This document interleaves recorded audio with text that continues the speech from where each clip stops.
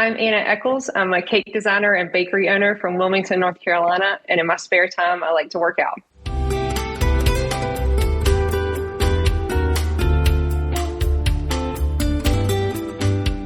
Hello, you're listening to Art, the podcast where we get to know women from around the world of visual arts. I'm Chris Stafford, and this is Season 2, Episode 10. My guest this week is Anna Echols, a cake artist, designer and bakery owner who creates lifelike cakes celebrating every occasion.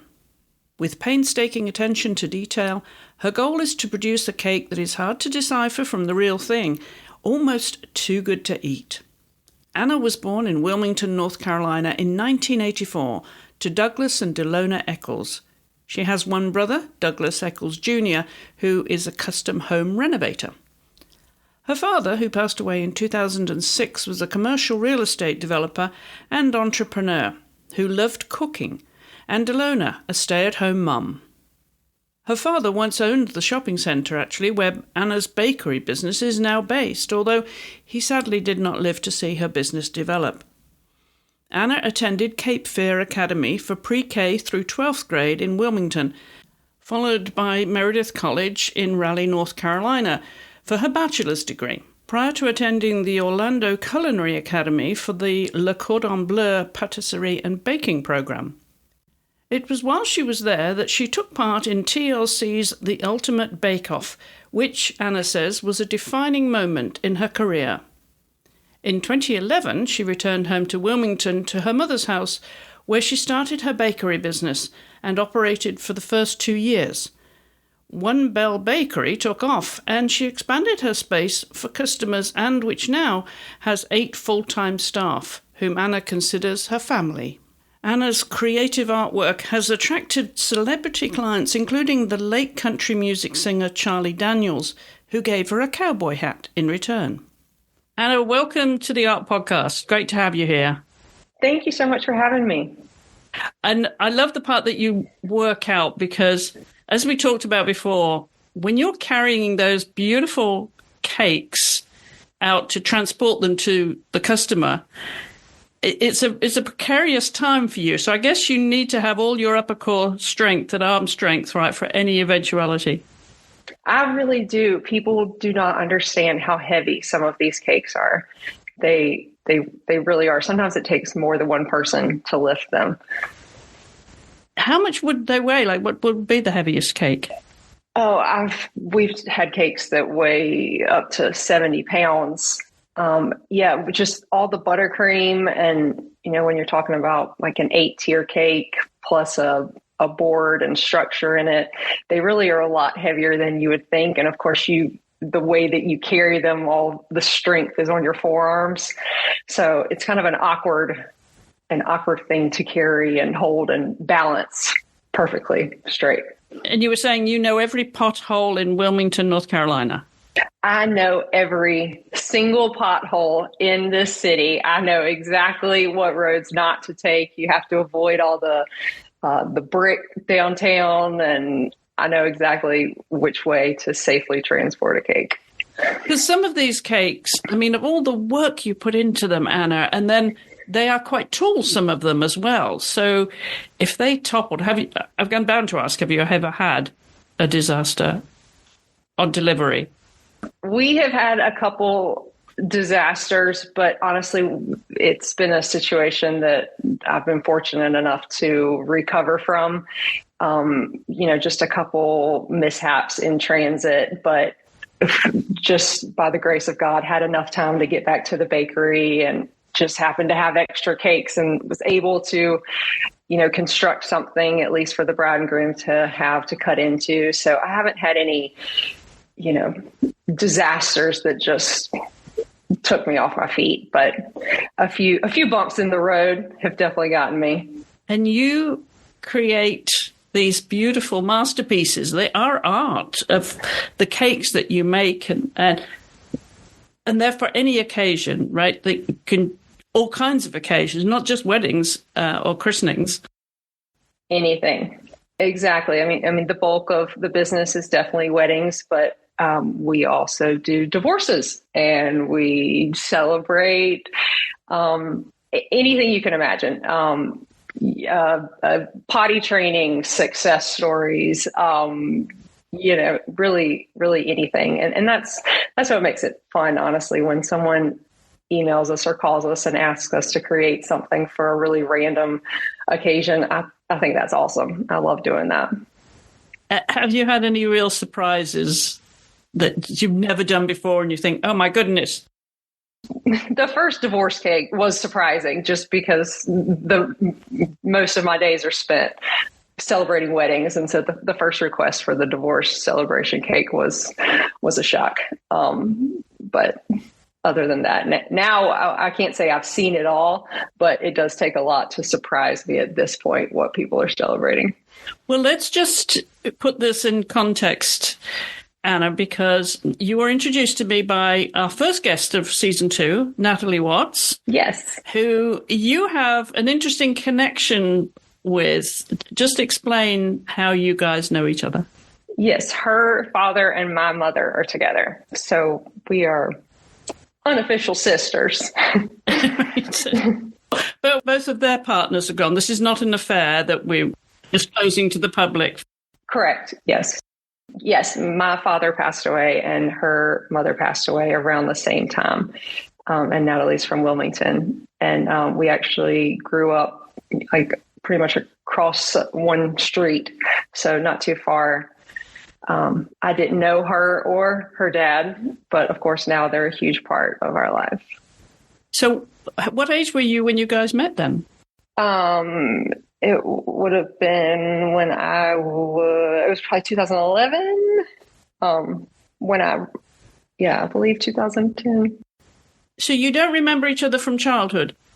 No, she is a little bit older than I am. So I don't recall meeting her or her sisters at any point growing up. Well, she told me about the wonderful work that you do as a cake artist, designer, and that she had actually produced a sizzle for you and hoping to get that to air somewhere, which it really was lovely. The story of your... Oh, you saw it? I did see it. Oh, great. Yeah.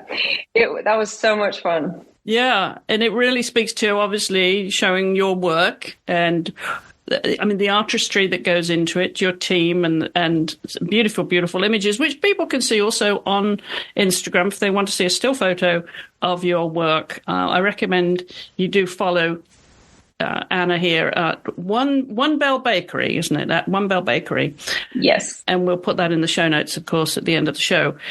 So let's tell your story, Anna, because I think it's fascinating how you started, first of all, in the bakery industry, which is now you've got your own bakery shop, which is a story in itself where it's located. Let's start there. Yeah, so I went to Meredith College for college and got my bachelor's, but I was one of those people who had absolutely no idea what I was going to do. I graduated with a bachelor's degree in family consumer science, which kind of let me dabble in different subjects like child development, nutrition, fashion, interior design, all of which I enjoyed, but couldn't quite find out what I wanted to do. After I graduated, I decided to get my real estate license. That is what my dad did and what I felt like he wanted me to kind of not necessarily do, but have knowledge of. So I went to real estate school. And during that process is really kind of when I fell into baking. I was bored out of my mind in real estate classes. It didn't interest me at all. And so in between studying, I started baking. It was kind of when like really cool cakes were coming on the scene. I remember being in a Bible study. It was a co-ed Bible study, and we would always fix dinner, and the guys would, throw meat on the grill, and the girls would make other things. And at one point I just was like, I'm going to make the dessert. And I remember going to Books A Million and getting a book with this really cool cake on the front of it. And I it said like how to cover a cake in fondant. And it was the first time I had ever touched fondant. And then I went to the craft store and bought all the things I needed. And I went home and I made a cake that looked like a grill and took it to the Bible study that night. And everybody was so impressed by it. They thought it was so cool. And I think I was just hooked from then on out. So I pretty much just decided on a whim that I wanted to learn how to do it, and then started teaching myself how to do it. And your dad liked cooking as well? He did. He loved cooking. He was a chef at heart. Unfortunately, growing up, I didn't have the passion for it then. You know, he was making filet and duck and, you know, all these really fancy dinners. And I just wanted mac and cheese and pizza and everything like my friends were eating. But he was always in the kitchen and, you know, loved watching the cooking shows, loved watching Emeril do his thing. And so I feel like some of that passion in me came from him, but not really until a later date. Where you're baking now, your shop, is in the same building that your father had a business. It is. Yeah, it's really, really strange. So to backtrack a little bit. So once I got my real estate license, my roommate at the time said, "Why don't you go to culinary school for this?" And it was a thought that had never even crossed my mind. I don't think I knew culinary school existed, but it just wasn't something I would have ever thought of. And right then and there, I remember getting on my computer and like Googling culinary school. Where do I go to culinary school? And talking to my mom about it. And, you know, she said, "You can't go out of the country. You can't go as far as California, but I'll support you in whatever else you do." And so I looked at culinary schools all up and down the East Coast and decided to do that. I found a culinary school in Florida and thought moving to Florida sounded like a great time. So pretty much went down there to look at the school for a day, then went over to Disney World for a day, had fun, and decided to move immediately. So I ended up going to culinary school. I didn't know a single person. I had no idea what I was doing, and I really had no experience.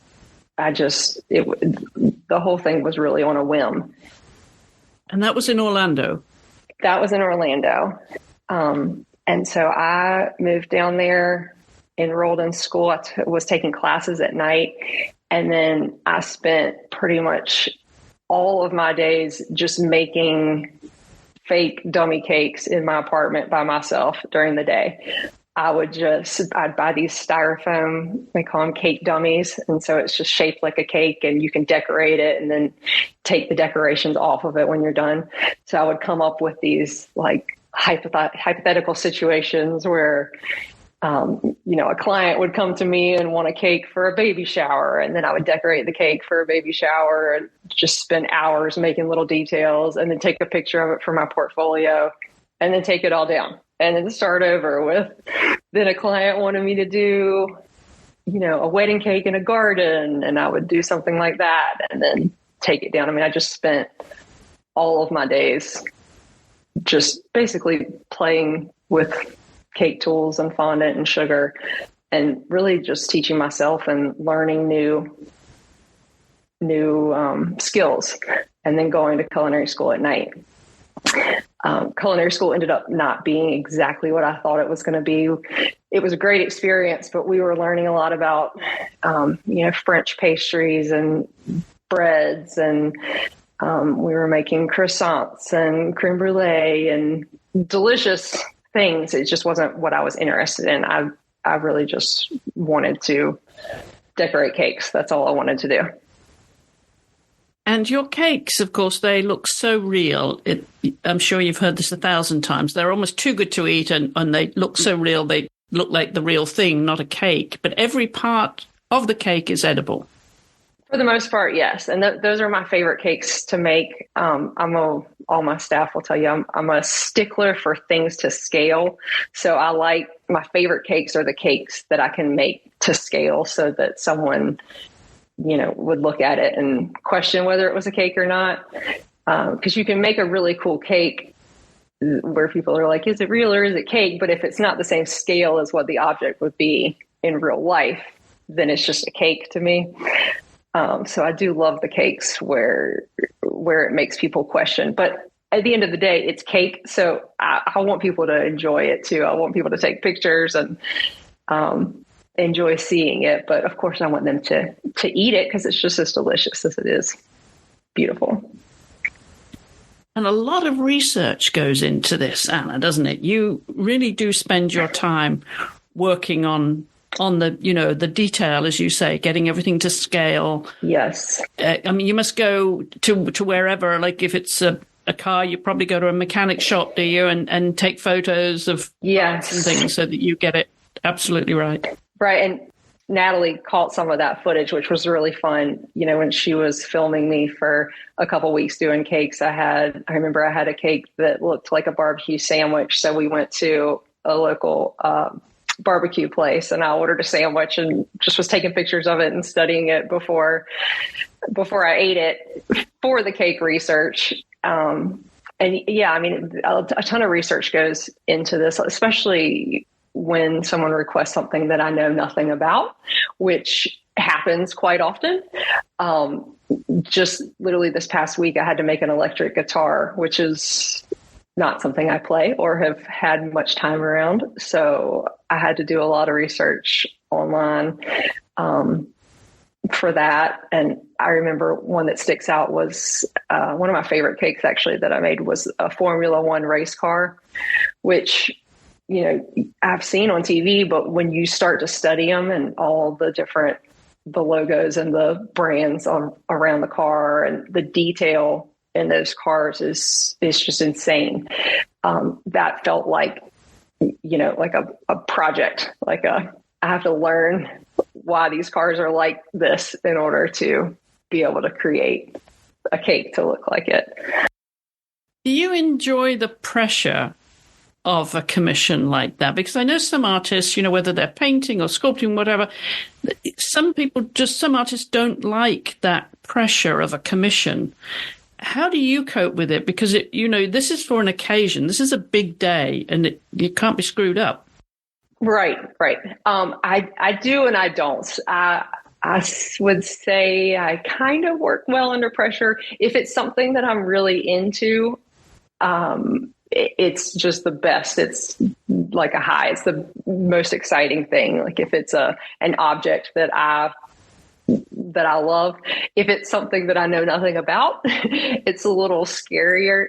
So it's still a fun challenge, but I'm just always, during the whole process, I'm wondering if I've got it right or if it's to scale or if, because, you can only, if you're Googling something, you can only see parts of things from so many angles. Like for example, cars, if I'm Googling, a Tahoe, the GMC or Chevy will give you the side angles, but then I want to see the angle from the top so that I can make sure that the roof looks right. And, that's not a picture that most people would want to see. So they don't always have those pictures. So you can only pull so much from Google.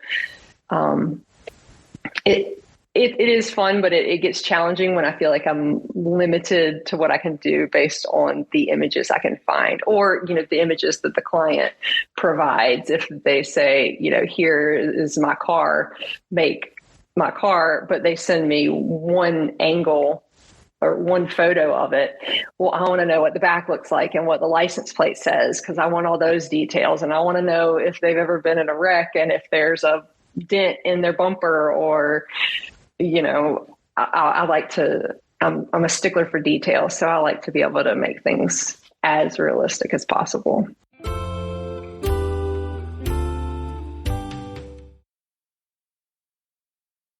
So this painstaking detail comes naturally to you. Is it something that has also brought with it patience? Have you also always been patient?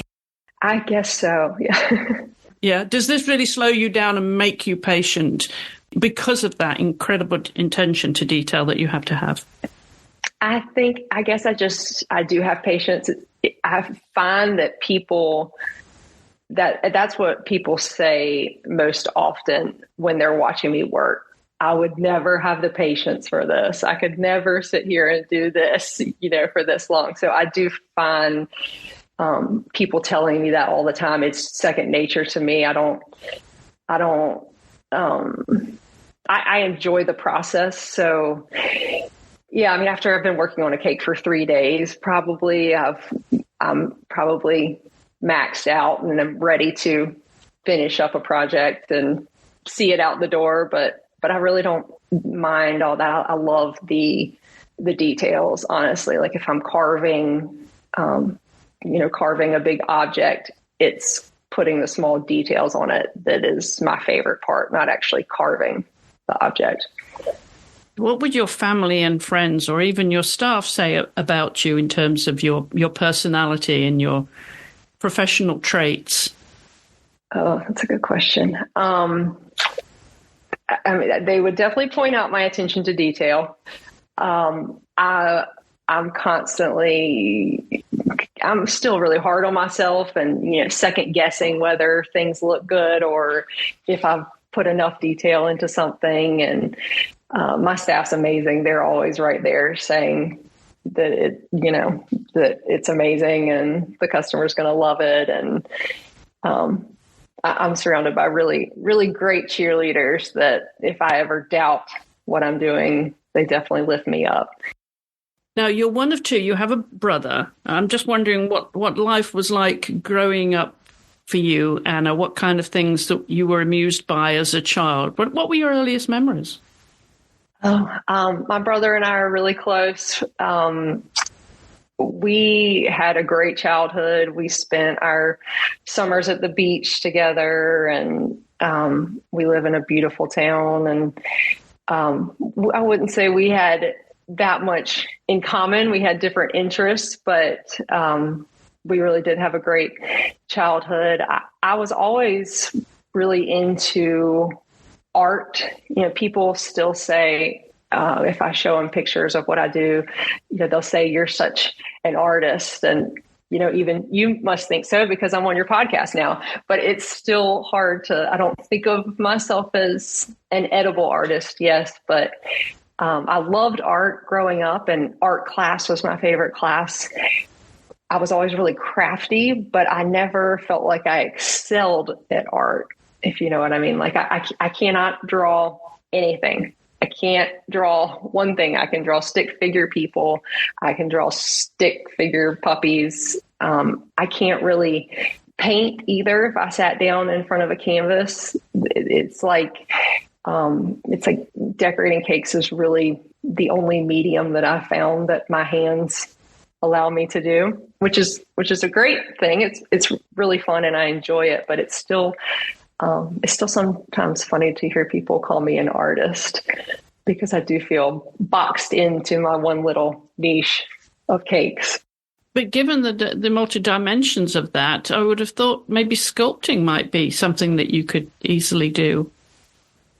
Well, it wasn't when in my art classes in school, but that was, that thinking back on it with clay, I mean, that was with my hands. It's like now my tool of choice is a serrated knife. So maybe if I had been given a serrated knife back in school, I would have been better. But that's, I'll start with just a sheet cake essentially, and then take a knife and I can carve that into the shape that I want.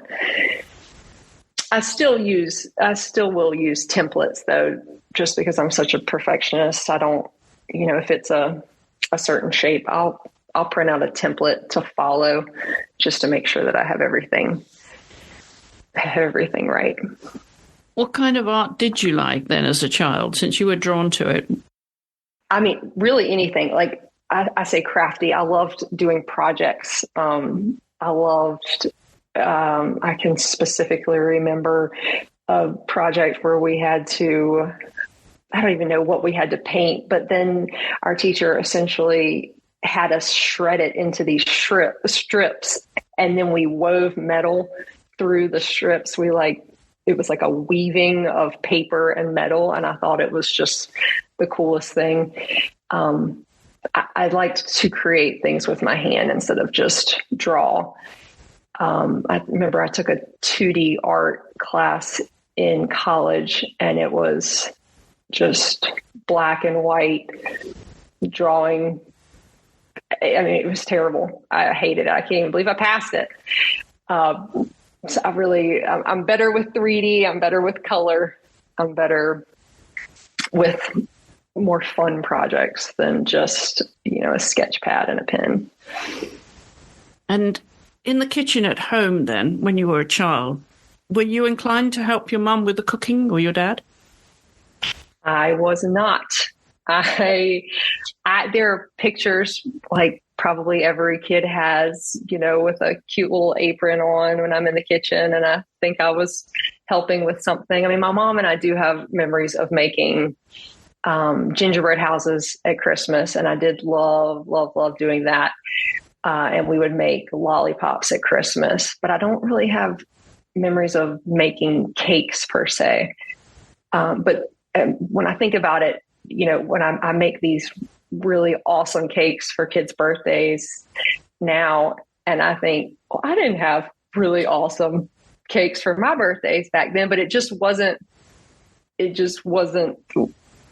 a thing back then, really. I mean, people were just making cakes at home. Not to say there weren't bakeries, but I think real crazy cake decorating didn't come on the scene until, the Food Network started doing the cake challenges, and it just kind of blew up.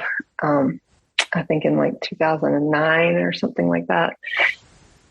But yeah, I mean, I was probably in the kitchen as much as any other kid, but I can't say that, my career started back when I was 5 or anything like that. I don't remember being in the kitchen baking a lot. And then you did turn to your mum's kitchen to start off your business for a couple of years. I did, bless her heart. So I've moved. I had a wonderful job in Orlando. Made some really cool cakes. I was fortunate enough to be on TLC's Ultimate Cake Off when I was down there. I was the youngest competitor to ever be on the show. How did that go? I didn't win, so I didn't win the $10,000, but it was a really awesome experience. They flew us out to LA, and I met so many people, and a huge jump for me, I would say, in my cake career. A really, really great experience that I still treasure to today, but did not win, so didn't take home the prize.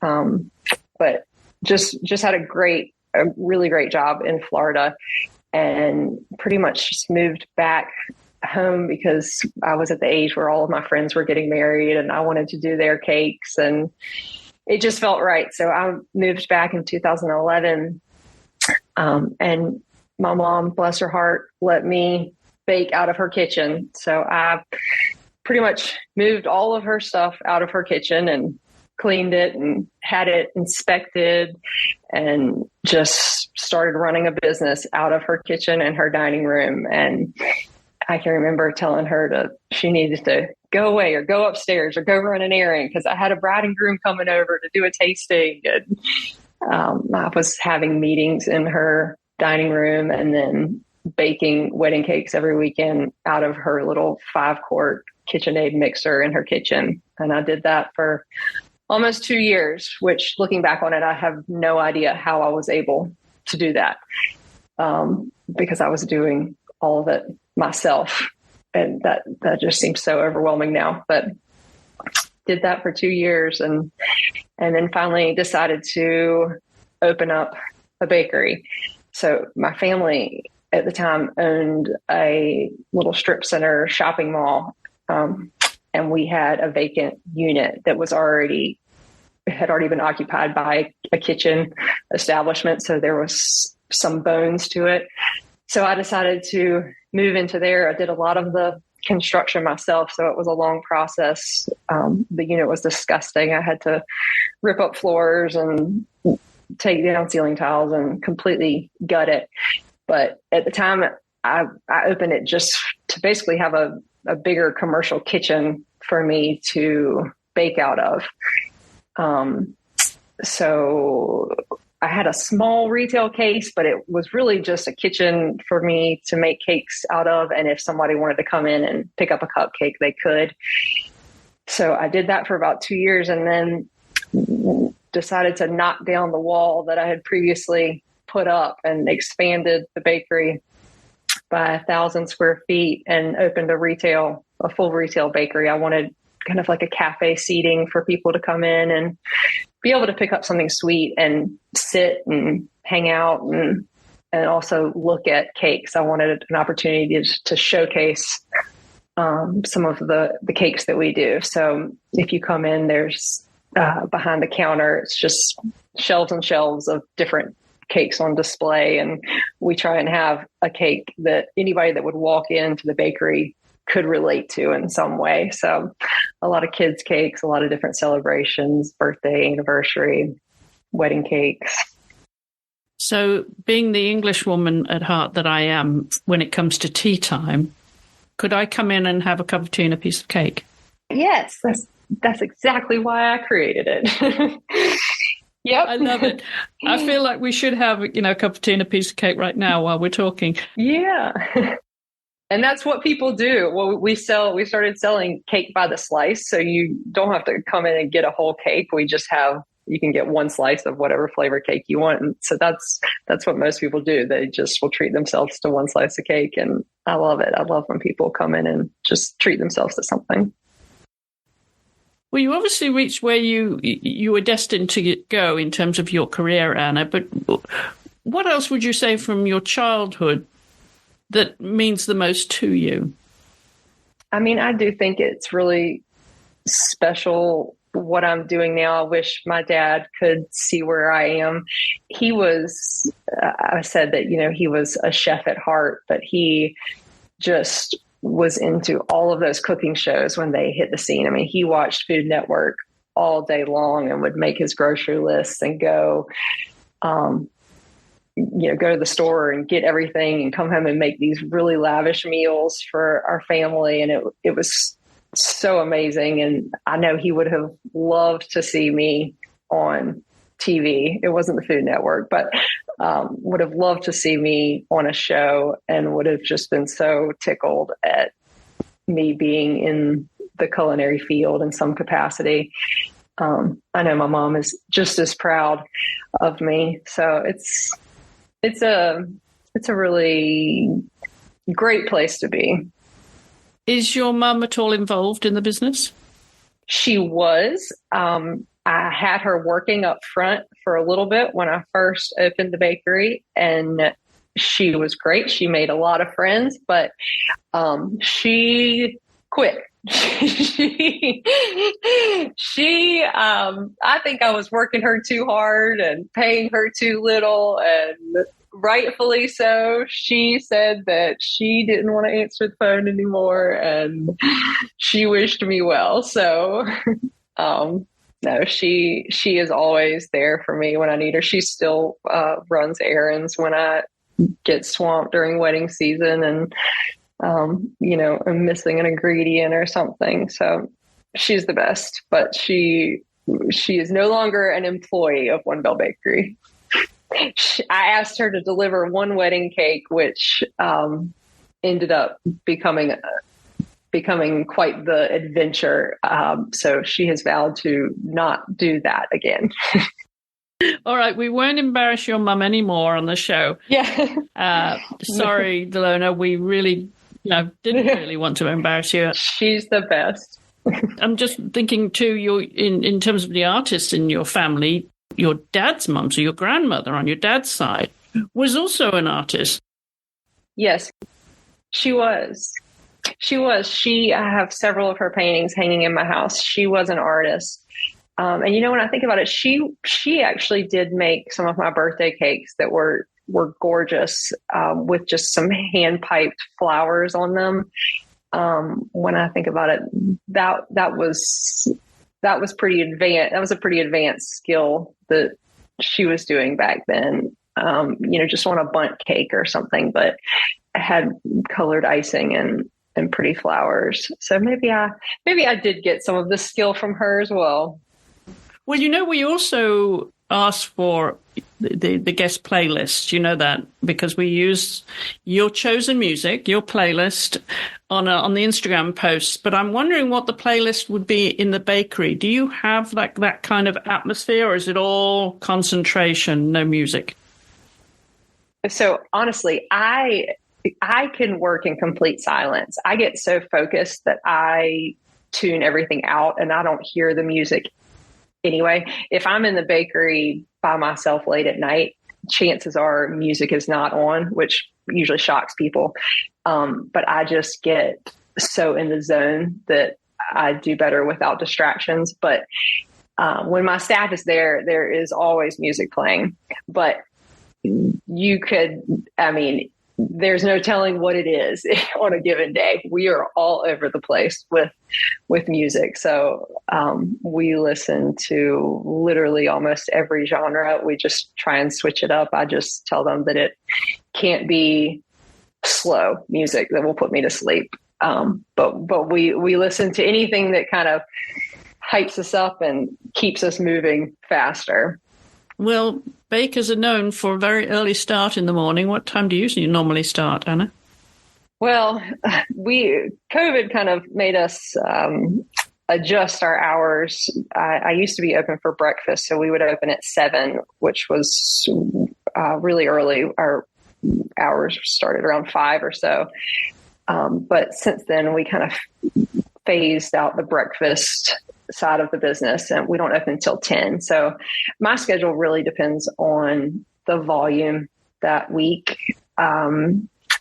This week that we're recording, we're gearing up for Valentine's Day. So that's a huge, huge holiday for our industry. So it'll be long hours this week gearing up.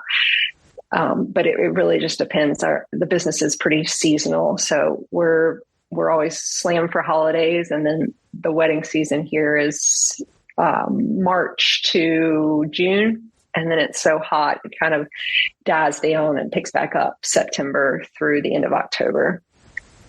So those months, I'm usually there first thing in the morning until the work is done.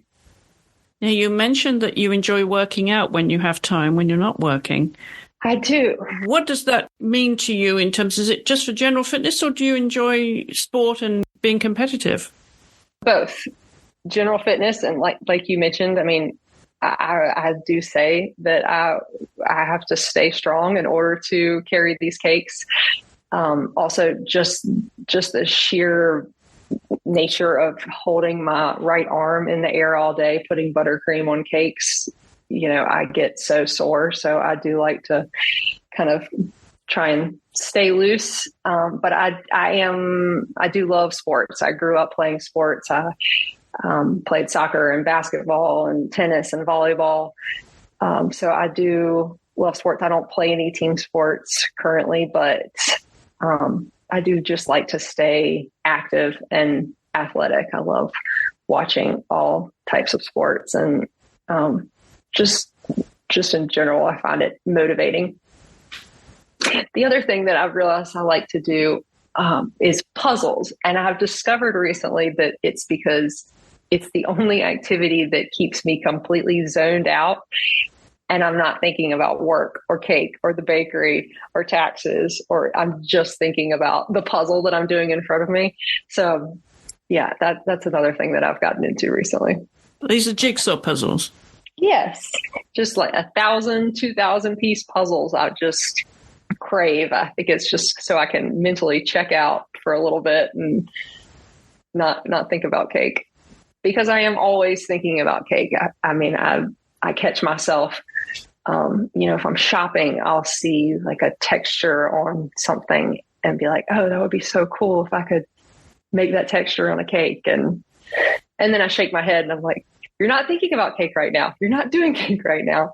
You never know what people are thinking about at any time, do you? Whether you're in public or private, you never know what people are thinking. And I would imagine yours is just one good thing. It's cake that everybody could say, oh, well, I know what she's thinking about. She's distracted. She's thinking about cake. That is so true. It really is. Yeah. At any given time, I'm probably thinking about cake. What it looks like, not what it tastes like, but what it's going to look like. Do you taste everything before it goes out the door? Yes, I do. When I get new chefs, that becomes really challenging because, of course, I want to taste everything they make before we sell it. So the one bite rule, that's another reason I have to work out. Because on some days I'm tasting 10 different things and they're all delicious. So sometimes you want another bite of it. But it's like they say, people will say that if you work in a pizza restaurant, you never want pizza. Honestly, like after I've tasted it, I don't really, want the things that we make. I want, like ice cream or something that I don't have around me all the time. But yes, we taste everything that you have to. You really have to. Are you in the place you really want to be now, Anna, both professionally and personally, or can you see the business growing even more? I am. I really am content right now. I have a great staff and we're in a great place and we get to do really awesome cakes on a daily basis. A lot of times people ask me, to open another location or to, either in Wilmington or in another city, which that thought just gives me a panic attack. I don't ever see myself being able to have another location just because it's really difficult to find the artistic talent.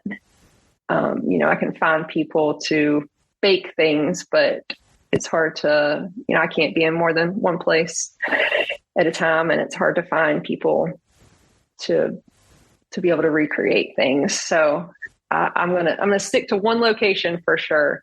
But we are in a good place. We get some really cool cake offers or cake requests. And, at this point I've even gotten a clientele that I love and trust. And so sometimes it'll be backwards. I'll come up with a cake concept that I want to do and then try and think of a client that would want that cake. And so then I kind of pitch it backwards. Like, hey, I really want to do this at some point. If you would want me to create this for you, I would love to. So that's fun. What's the biggest compliment and the most satisfaction then in your artwork?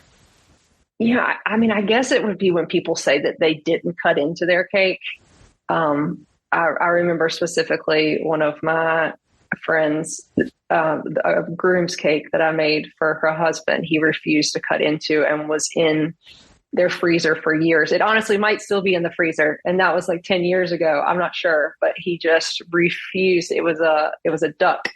And he refused to cut into the duck. So I don't know if it still lives in their freezer or not, but I guess that would be the biggest compliment. But really, anyone I love any sort of feedback.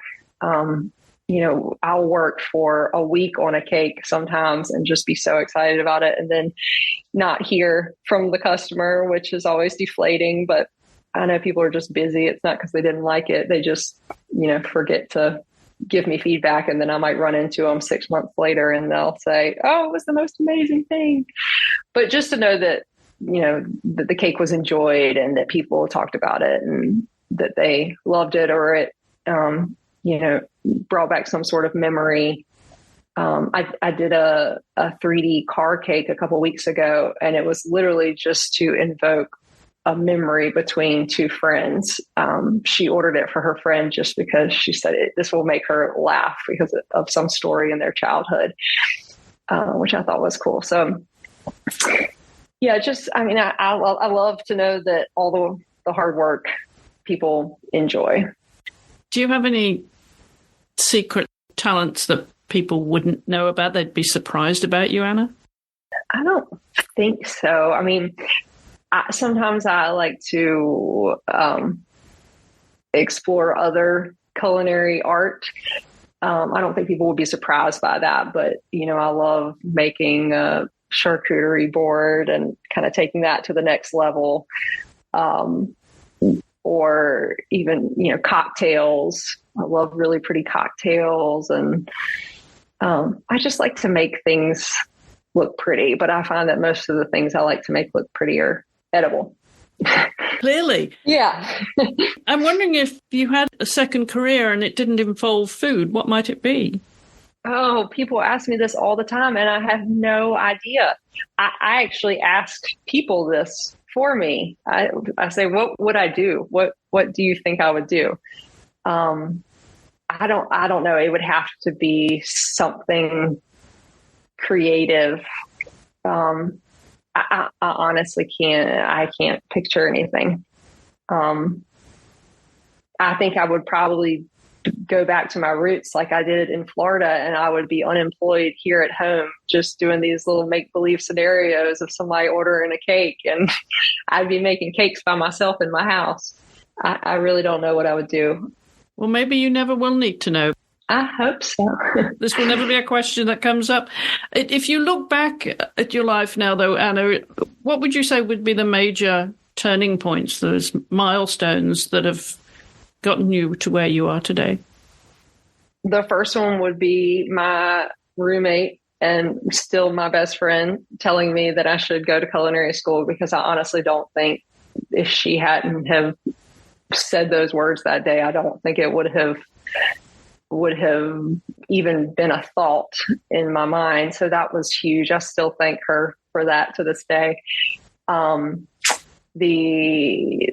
ultimate cake off was a huge thing for me. That kind of really fueled my love for the industry, and it just was such a cool thing to be a part of that soon in my career. And then my other highlight was meeting Charlie Daniels and making a cake for him. That was just the coolest thing I've ever done. He was the coolest man I've ever met. It was just so nice. I made a cake for his birthday. He came here to perform, came to Wilmington to perform for his birthday, and they commissioned me to make a cake. And he and his wife were just obsessed with it. And he took off his cowboy hat and he put it on my head, and he measured me for a cowboy hat. And he said he was going to send me one to thank me for the cake. And of course, I never thought anything of it. And I think it was 2 weeks later, this huge box showed up at the bakery that said, to Anna Echols from Charlie Daniels. And it had a hat in it, and he had engraved the inside of it. And it was just, it was a career highlight for sure. It's hard to top that. Well, that's a great way to end the show, Anna. There's some wonderful memories and milestones there, and I want to thank you very much for sharing part of your life story with us and coming on the show. Thank you so much. Of course. Thank you so much for having me. And don't forget to check out the show notes accompanying this episode, where you'll find links to Anna's social media and to her website. And whilst you're on Instagram, do give us a follow, and you can leave any comments, questions there, of course, and suggestions for guests. We're at The Art Podcast. Don't forget that's art with 2 A's. And also on Facebook, just look for art. You can also reach us by email, as always. It's hollowellstudios@gmail.com, and we love to hear from you. Next week, my guest will be the award-winning experimental filmmaker and media artist Kasumi. So I do hope you'll join me then.